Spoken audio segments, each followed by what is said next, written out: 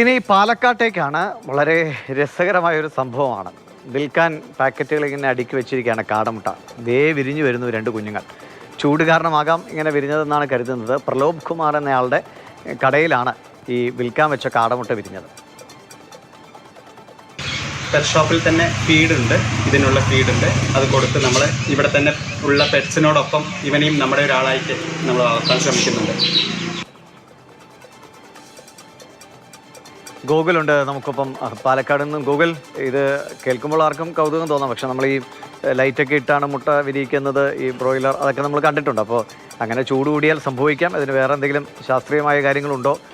ഇതെങ്ങനെ സംഭവിക്കുന്നതാണെന്ന് വിദഗ്ധരൊക്കെ എന്ത് പറയുന്നു?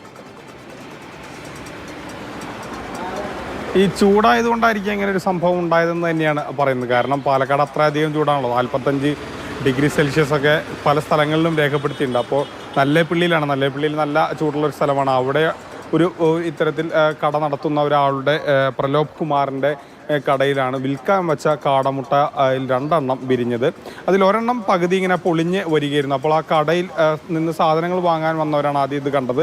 ഇത് പറയുകയും പിന്നീട് അത് ആ ഒരു കാട പുറത്തേക്ക് വരികയുമായിരുന്നു. മറ്റൊരെണ്ണം പുറത്തേക്ക് എടുത്തപ്പോൾ അത് പൊട്ടി ഇത്തരത്തിൽ തന്നെ വരികയും ചെയ്തു.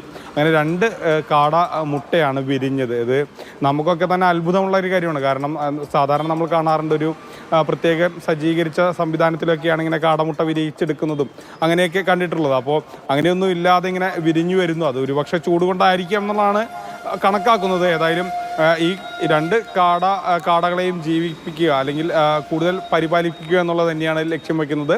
അതിനുവേണ്ടി ഭക്ഷണമൊക്കെ തന്നെ നൽകുമെന്ന് പ്രലോഭ് കുമാർ പറയുന്നുണ്ട്. അപ്പോൾ അത് അവർ ഇനി ഇതുപോലെ തന്നെ മറ്റ് പ്രശ്നങ്ങളൊന്നുമില്ലാതെ ചൂട് അവർക്കൊരു പ്രശ്നമായി വരാതെ അവർക്ക് വളരാൻ കഴിയട്ടെ.